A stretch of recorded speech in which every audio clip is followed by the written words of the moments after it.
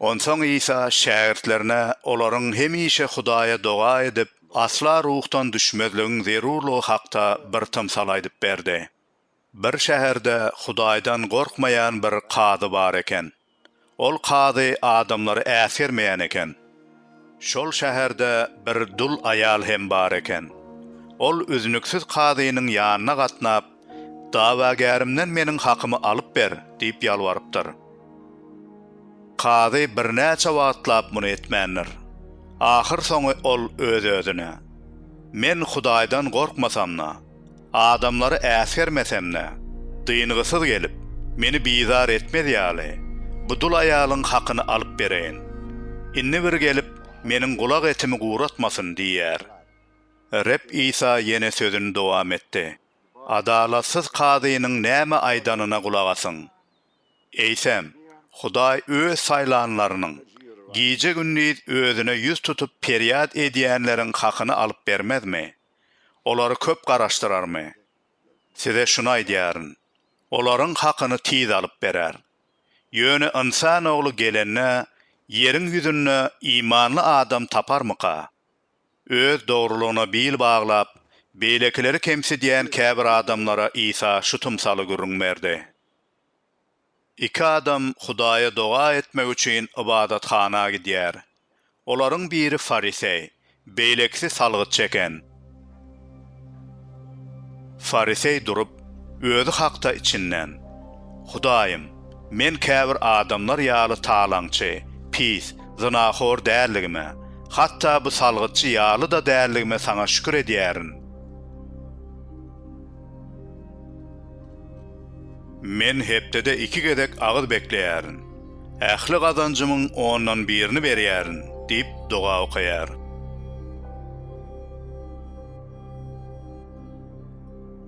Salgytçy bolsa uzakta durup, gabagyny göge gallyrmaga hem ýürek etmeýär.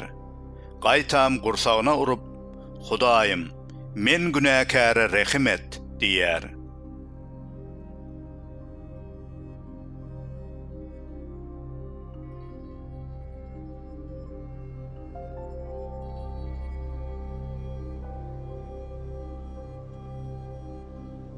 Men size Fariseýiň dälle, salgytçynyň aklanyp gidenligini aýdýaryn.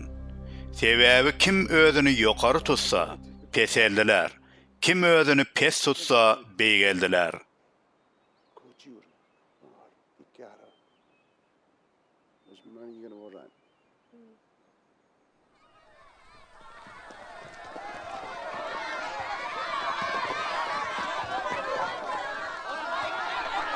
Onsoň başlaryna elini goýsun diýip, adamlar çağalary Isanyň ýanyna getirdiler. Muny gören şähertler çağalary getirenlere käýediler. Emma Isa çağalary ýanyna çağıryp, "Çağalary meniň ýanyma göýberin. Olary saklamaň. Sebäbi Hudaýyň şalygy şular ýallaryňkydyr. Size dogrusyny aýdýaryn. Kim Hudaýyň şalygyny çaga ýaly kabul etmese, ol ýere asla girip bilmez" diýdi.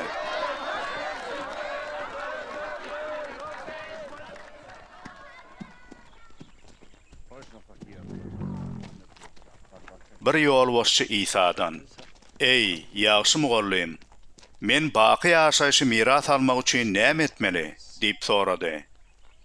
Isa oňa: "Näme üçin maňa ýagşy diýersiň? Ýeketäk Hudaýdan başga hiç kim ýagşy däldir. Sen tawşyryklary bilýänsiň. Adam öldürme, zina etme, ogurluk etme, yalan şaýatlyk etme, ata-enene hormat goý" diýip jogap berdi. Ol adam: "Men bularyň hemmesini ýaşlygymdan bäri berja edip gelýärin" diýdi. Isa muny eşidenne oňa: "Seniň ýene bir kemiň bar. Nämäň bar bolsa satyp, garyplara paýla. Şonu gökde hazynaň bolar. Onsoň gelle meniň izyma düş" diýdi. Ol bu sözleri eşidip gaty tukat boldy. Sebäbi çapdan aşa baýdy. Isa onuň tukatlygyny görüp, baýlara Hudaýyň şalygyna girmek nähili agyr. Bir düýäniň iňňäniň gözünden geçmegi baý adamyň Hudaýyň şalygyna girmeginden aňsatdyr, diýdi.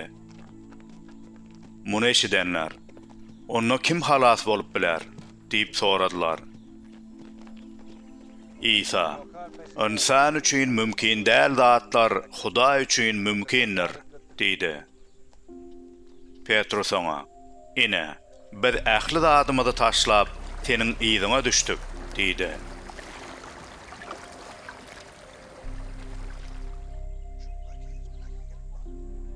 İsa olara, "Size dogrusyny aýdýaryn.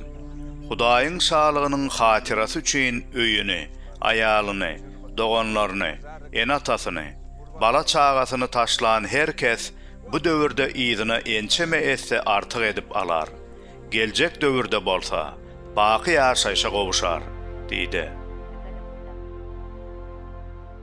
İsa onykileri bir çete çekip olara, "Inni Ýerusalime barýarys. Peygamberleriň insan ogly hakda ýazanlarynyň ählisi berjaý bolar. Ol keseki milletleriň eline tawşyrlar. Olar onu maskaralap kemsiderler. Üstüne tüýkürerler. Gamçylarlar we öldürerler. Emma üçülenji gün ol diýreler," diýdi. Şähertler bu zatlaryň hiç birini düşünmediler. Bu sözleriň manysy olardan gizlenilgidi. Olar onuň näme hakda gurrun edýänini bilmediler. İsa Yeriko goloýlanyna ýoluň garasyna bir kör adam dilegçilik edip oturdy. Ol ýanyndan mähelläniň geçip barýandygyny eşidip, munyň nämedigini sorady. Oňa, "Nasaraly İsa geçip barýar," diýip habar berdiler. Şonna ol, "Ey Dawud ogly İsa, maňa rehim et," diýip gygyrdy. "Sesiň çykmasyn," diýip öňden barýan köp adamlar oňa käýediler. Emma ol, "Ey Dawud ogly, maňa rehim et," diýip öňküden hem gaty gygyrdy. İsa ayak çekip ol adamy getirmeklerini buyurdy. Ýanyna gelenne İsa ondan, "Seniň üçin näme etmegimi isleýärsiň?" diýip sorady. Ol, "Agam, gözlerim açylsyn," diýdi. İsa ona, "Goý gözleriň açylsyn.